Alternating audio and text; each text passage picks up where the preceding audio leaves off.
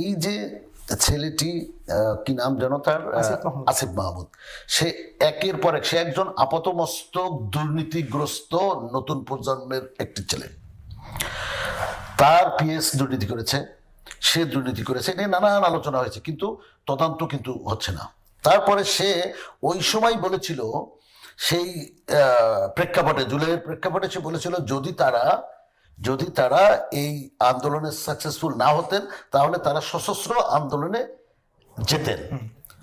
এই গেল একটা। তারপরে সে নানান রকমের বিতর্কিত, সে অস্ত্র সহ এয়ারপোর্টে ধরা পড়লো।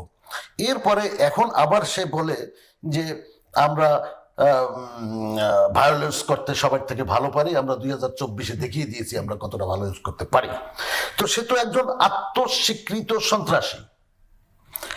সে, আমি ক্লিয়ারলি বলতে চাই, এই ছেলেটা একটি আত্মস্বীকৃত সন্ত্রাসী। তাকে এই গভর্নমেন্ট, এই সরকার আইনের আওতায় কেন আনছে না? তাকে আইনের আওতায় না আনার পিছনে কি তাদের কোনো পাতানো খেলা আছে, নাকি সরকার অত্যন্ত দুর্বল এবং ভয় পাচ্ছেন? সুতরাং আমি আশা করব সরকার এটাকে, এই গুপ্তদেরকে অত্যন্ত সিরিয়াসলি নিয়ে তাকে আইনের আওতায় আনা উচিত। এবং আপনি দেখেন আরেকটি ছেলে আছে কি, আব্বাস সাহেবের এরিয়া থেকে দাঁড়িয়েছিল, নাসিরউদ্দিন পাটোয়ারি,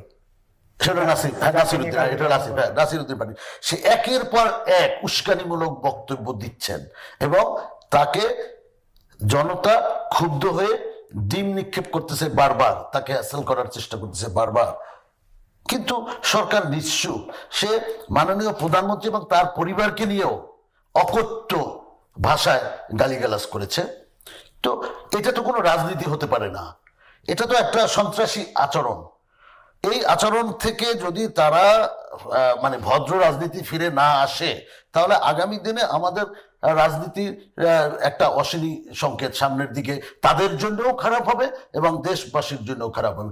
আমি আহ্বান করব যে নতুন প্রজন্মের রাজনীতিতে নতুন প্রজন্মের ছেলেদের দরকার, কিন্তু নতুন প্রজন্মের বেয়াদব দরকার নেই।